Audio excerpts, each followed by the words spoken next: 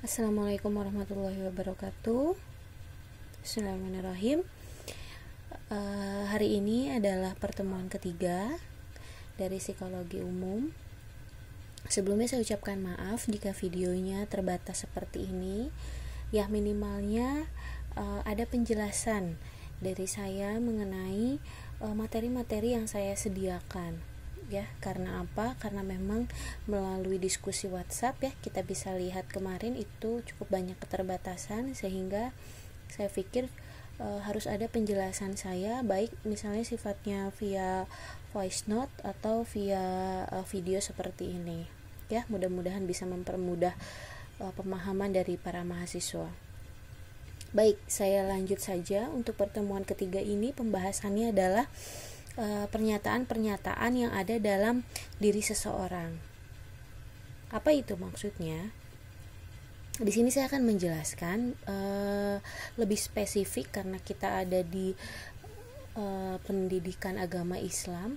Saya akan fokus kepada guru atau pendidik. Ya, bagian dari ilmu jiwa yang harus diketahui dan dikuasai oleh seorang guru. Yang pertama di sini akan saya jelaskan adalah ilmu jiwa guru. Ya, dari pernyataan jiwa yang spesifik harus dikuasai oleh seorang guru adalah yang pertama ilmu jiwa guru. Apa itu ilmu jiwa guru? Sebab seorang guru itu harus menguasai yang pertama adalah murid. Ya, yang pastinya adalah murid. Jika seorang dosen, artinya dia harus menguasai mahasiswa-mahasiswanya gitu ya, dan sebagainya.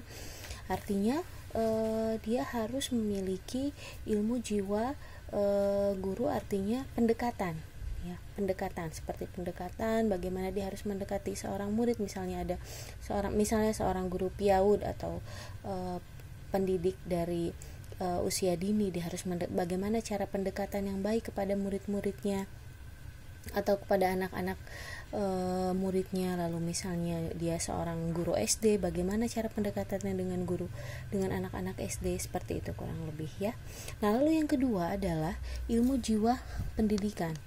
Ilmu jiwa pendidikan itu adalah bagaimana seorang guru itu bisa menguasai teknik mengajar, teknik mendidik. Ya, misalnya contohnya kalau misalnya seorang guru, artinya dia harus sekolah di edukasi, di pendidikan. Contohnya misalnya kalau misalnya dia guru agama di sekolah dasar atau di sekolah menengah pertama atau di sanawiyah, artinya dia harus memiliki ilmu pendidikan di agama Islam. Contohnya harus menguasai atau di bidang PAI ini ya, seperti itu. Jadi memang harus spesifik seperti itu. Nah, lalu yang ketiga ada ilmu jiwa anak-anak ya, yang tadi memang harus dikuasai oleh seorang guru, sebab ia bekerja memang kepada anak-anak gitu. Artinya dia memang harus bisa menguasai anak-anak, harus tahu karakter didik muridnya satu persatu, bagaimana cara menghadapi anak muridnya satu persatu. Mungkin ada yang lebih aktif, ada yang lebih pendiam di kelas seperti. Jadi pendekatannya memang harus tahu seorang guru ya, jangan disamaratakan. Misalnya contohnya ada seorang anak yang mungkin dia memiliki keterbatasan misalnya dalam penglihatan, atau mungkin matanya minus, atau mungkin ada seorang anak yang kayaknya susah fokus gitu. Artinya seorang guru harus peka dalam arti berarti anak-anak ini dia harus duduk lebih sering di depan gitu kan, agar fokusnya lebih bisa lebih diperhatikan oleh gurunya, seperti itu. Jadi seorang guru bukan hanya mengajar di kelas, bukan hanya dia menyampaikan materi yang ada di buku, tapi dia juga harus peka terhadap karakter satu-satu anak muridnya ya, kurang lebih seperti itu. Nah, lalu ilmu jiwa umum. Nah, kok ini memang betul-betul harus dikuasai ya oleh seorang guru gitu kan, ilmu jiwa umum, sedangkan kan saya bukan orang psikologi. Bukan, artinya memang yang kemarin mungkin seperti yang saya sudah jelaskan di pertemuan minggu lalu ya, mengapa seorang psikolog atau seorang konselor ya yang suka memberikan konsultasi, kenapa dia bisa lebih menguasai? Karena dia lebih sering bertemu dengan klien-klien atau bertemu dengan kasus-kasus yang berkaitan dengan psikologi. Ya, itu hanya kita bicara jam terbang. ya. Begitupun dengan para pendidik yang mungkin setiap hari bisa ketemu anak muridnya, setiap hari ketemu para guru di sekolah atau ketemu dengan orang tua murid, ya. Itu berbicara dengan pengalaman atau jam terbang para pendidik di sekolah gitu ya. Jadi memang pasti lambat laun dia akan menguasai dalam artian teori-teori ini, seperti itu. Nah, ilmu jiwa umum itu biasanya bisa dikatakan selain dia harus menguasai teknik mendidik, bagaimana dia menguasai murid-muridnya, tapi dia juga harus bisa berkomunikasi dan harus bisa memahami contohnya pertama guru-guru di kelas, ya, dengan sesama guru lain di kelas, bagaimana berinteraksi dengan sesama guru di sekolah, seperti itu. Nah, lalu yang kedua juga seorang guru pasti akan bertemu dengan orang tua murid, ya. Bagaimana dia berkomunikasi dengan orang tua murid, memberikan masukan kepada orang tua murid. Oh, ibu anaknya seperti ini, sebaiknya seperti ini. Jadi seorang guru juga harus peka dengan kondisi tersebut. Karena apa? Karena memang orang yang terpenting sebenarnya adalah orang tua. Bagaimana kita menyampaikan karakteristik dari anak tersebut, ya. Istilahnya kita itu atau pendidik itu tangan kanan dari orang tua di rumah gitu kan. Jadi misalnya contohnya pada saat pemberian rapot atau mungkin pada saat seorang anak ini kelihatannya dia memang ada kesulitan gitu. Nah, itu harus segera dibicarakan oleh orang tua gitu. Jangan sampai seorang guru hanya diam dan misalnya anaknya nakal mungkin dimarahin atau mungkin dipanggil ke ruang BK gitu ya dan sebagainya. Tidak, seorang guru itu juga harus memberikan penyelesaian permasalahan atau memberikan solusi kepada orang tuanya juga, seperti itu. Ya, itu adalah bagian dari ilmu jiwa yang harus diketahui oleh seorang guru, yang mana materi ini ada dalam bab 3, yaitu pernyataan-pernyataan jiwa. Ya, tidak perlu bingung kok ini istilah-istilah dalam ilmu jiwa tuh kadang membingungkan gitu ya. Tapi memang seperti itu, dihafalkan saja ya. Materi-materi ini ada di halaman 18-20 di buku panduan yang saya berikan. Nah, lalu yang kedua, macam-macam kekuatan jiwa atau kekuatan psikologis yang ada dalam diri seseorang. Itu ada 3 macam, ya. Ini juga dibahas di bab 3, di bab pernyataan jiwa ini. Yang pertama adalah ada istilahnya sentripetal. Sentripetal itu adalah kekuatan jiwa yang munculnya dari luar, ya, atau disebut juga dengan gejala pengenalan.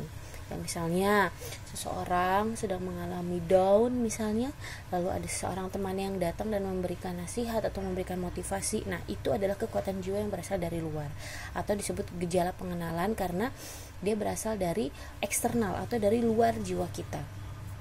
Lalu yang kedua ada sentrifugal.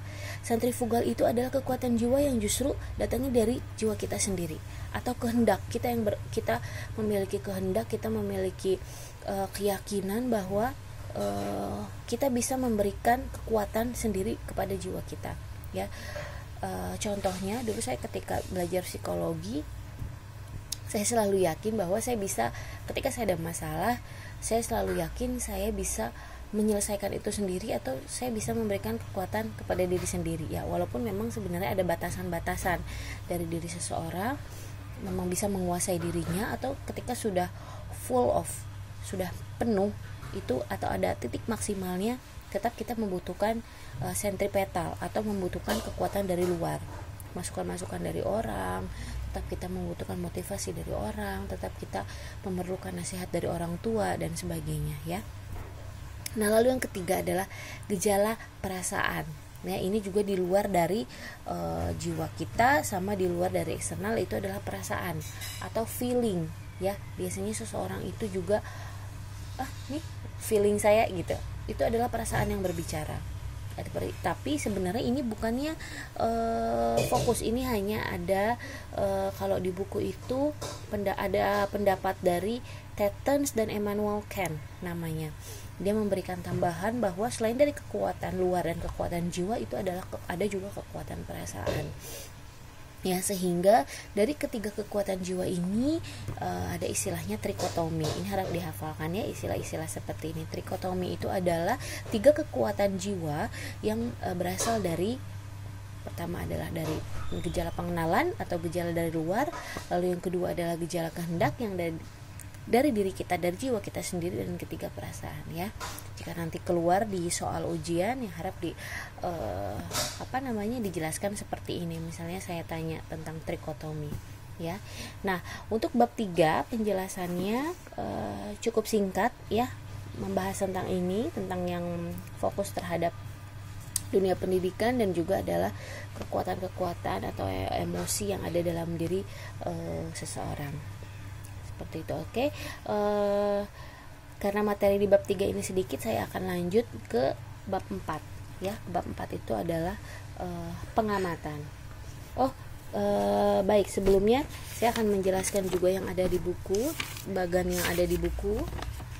Ya, ini ada di halaman 20 ya. Saya akan jelaskan bahwa pernyataan pengenalan yang tadi, gejala pengenalan yang pertama ya, gejala pengenalan itu yang tadi yang ada dari luar. Itu bisa dilihat di sini ada pengamatan ya. Di bab 4 yang akan saya jelaskan itu termasuk kepada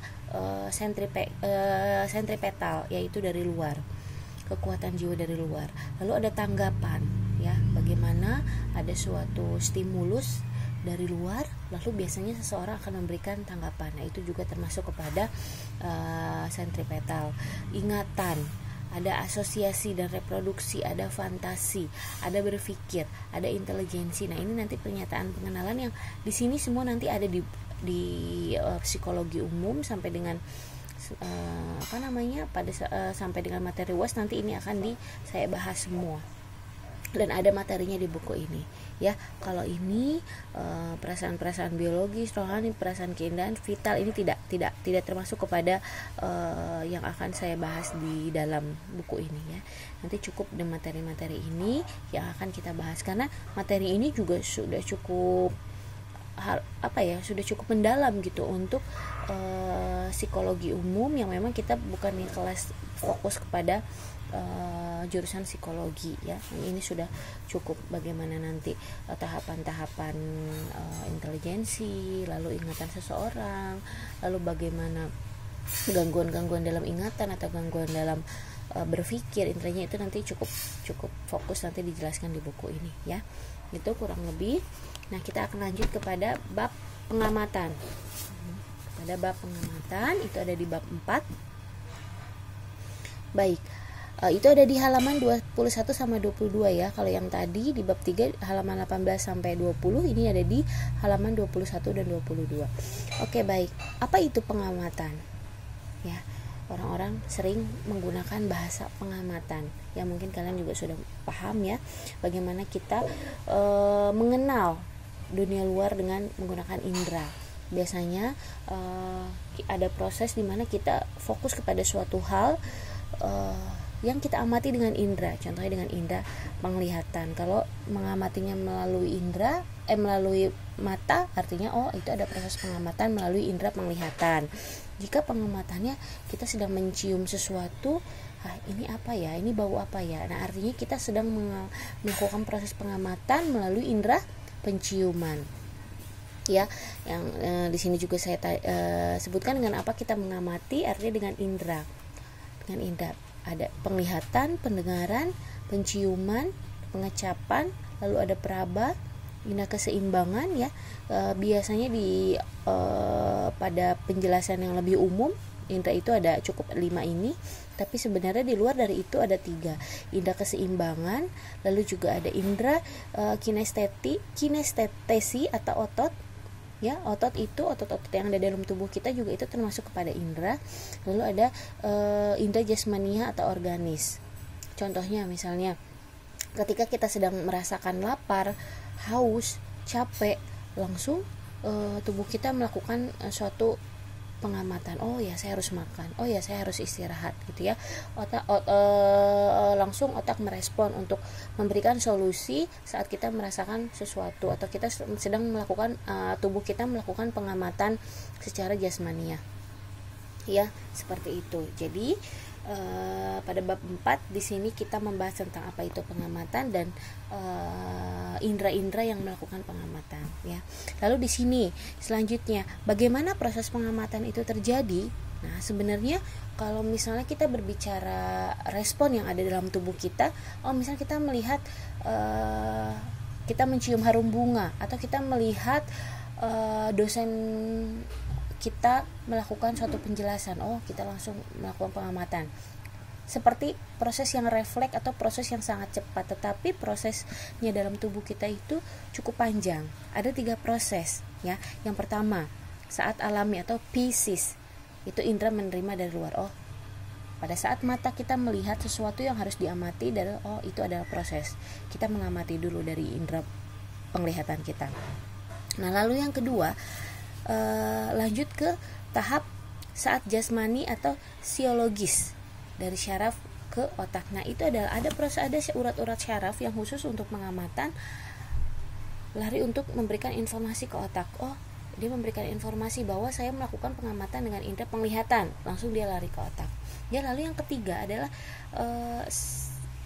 saat rohani atau physis, yaitu saat kita sadar atas stimulus atau perangsang yang datang dan kita bertindak melakukan sesuatu. Ya, jadi saat otak sudah mulai merespon, nah lalulah tubuh kita memberikan suatu respon juga. Apakah itu berbentuk opini atau berbentuk suatu pemikiran atau mungkin suatu kemudian kita ucapkan gitu kan. Atau kita sudah bisa menentukan ini harum ini. Misalnya yang kita raba gitu kan, kita sudah tahu ini apa gitu. Itu adalah proses rohani atau physis. Nah, terus juga ya, dalam buku psikologi ini kita sering menemukan istilah perangsang. Perangsang itu artinya stimulus atau suatu gejala yang muncul dari luar. Jadi kalau misalnya nanti banyak dibaca di buku itu adalah istilah perangsang, bisa juga disebut artinya stimulus. Ya, pencetus dari suatu gejala itu muncul. Ya, contohnya misalnya ketika seseorang itu marah, pasti ada stimulus atau ada perangsang yang memulainya. Contohnya mungkin karena temannya itu memukul. Nah, pukulan itu disebutlah stimulus atau perangsang yang membuat seseorang itu marah ya. Contohnya contoh simpelnya kurang lebih seperti itu.